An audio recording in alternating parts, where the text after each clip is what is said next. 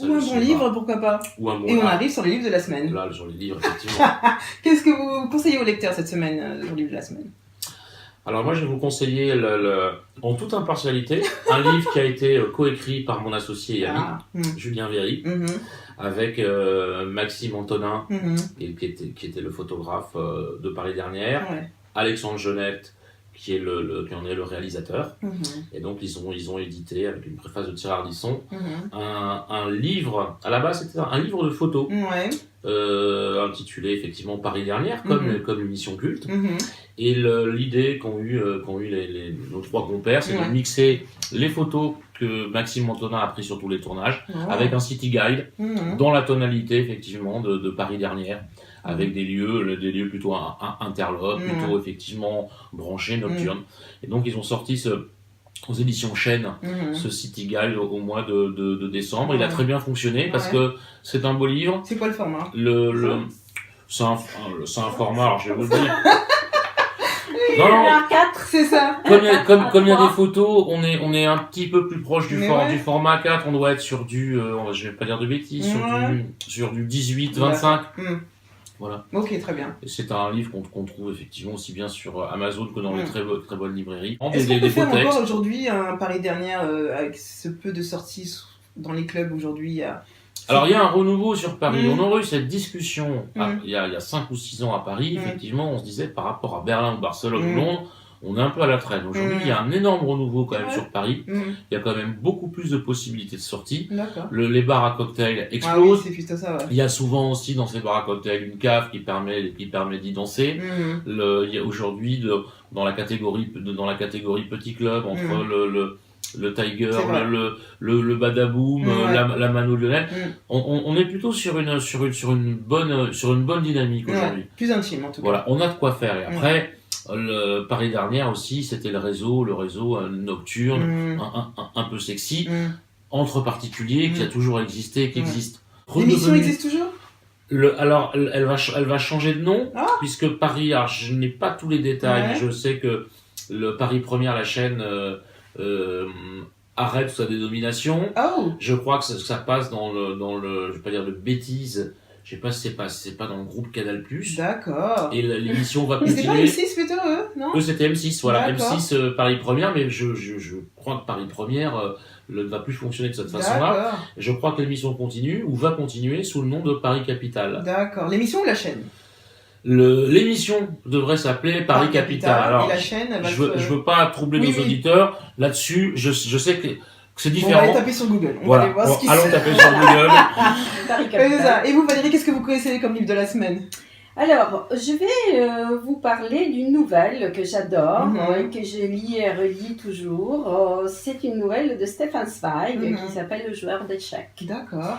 Pourquoi cette nouvelle? C'est un peu mon livre de chevet. Enfin, oui, je ne sais pas si vous connaissez l'auteur. Zweig, c'est un auteur classique, on va dire, autrichien, qui a beaucoup souffert pendant la période du nazisme, etc. Et donc, dans cette nouvelle, en fait, il y a un homme qui est emprisonné. Et pour sortir justement de la difficulté de se retrouver tout seul, de perdre tout son intellect, etc., il trouve un livre d'échecs et il s'entraîne tout seul à apprendre par cœur les différents mouvements d'échecs, etc. Donc il se joue de façon presque obsessionnelle une partie d'échecs et il essaye avec son intelligence, son introspection, etc. après d'imaginer de faire une partie avec quelqu'un d'autre. D'accord. Et donc ce qui est très intéressant parce qu'une fois sorti de prison, il se retrouve en croisière avec un champion d'échecs. D'accord. Il va vraiment jouer une partie avec... Vraiment se confronter. Voilà. Et en fait, ce qui était intéressant dans cette nouvelle, c'est pour ça que ça a toujours été pour moi un livre magistral, enfin une nouvelle magistrale, c'est que vraiment on voit que l'homme, parfois, dans l'introspection, peut se sauver et se sortir de situations extrêmement... terrible, grave, en se concentrant sur lui-même, sur son intelligence. Et aujourd'hui, je pense que c'est important de le dire, parce qu'on parlait tout à l'heure de zapping, les jeunes ont tendance à ne pas faire cette introspection, à ne pas vivre tout seul, ils ont toujours besoin. Et donc c'est pour ça que j'aime bien parler de cette nouvelle qui a été jouée d'ailleurs pas mal aussi au théâtre. Ah oui, ok. Ah oui. Et donc voilà. Ça s'appelle comment ? Ça s'appelle Le joueur d'échecs de Stefan Zweig. Super. Bon, vous le conseille, n'hésitez pas à le lire également. Puis moi, je vous conseille ce mignon petit livre. Le baiser. Le baiser, que j'ai trouvé l'année dernière à l'occasion de l'inauguration d'une librairie d'un musée. Le baiser, j'ai trouvé son format mignon, il m'a attiré comme ça. Et puis j'ai trouvé le baiser, le titre intéressant forcément. Et puis donc, c'est le recueil charmant et plein de séduction, de phrases, d'auteurs, d'artistes autour du baiser. Donc c'est très imagé quand même, hein. Vous avez une petite phrase ici. Oui, il y a des traits. Et puis des œuvres de divers artistes un peu dans le monde. Et je trouvais ça mignon à l'heure où la romance dans la séduction se fait rare. Voilà, vous lisez une petite page à votre bien-aimé le soir ou la journée. Et puis sinon vous lui envoyez une page écrite par courrier au lieu d'envoyer un texto. Je vais vous lire un petit extrait qui va vous parler. Voilà, c'est le premier baiser amoureux ressuscite le paradis terrestre. C'est de Lord Byron. Ah, oui. C'est joli, hein. Super. Une petite note comme ça par courrier, ça fait toujours plaisir à recevoir. Ça fait du bien. Voilà. C'est moins éco-responsable.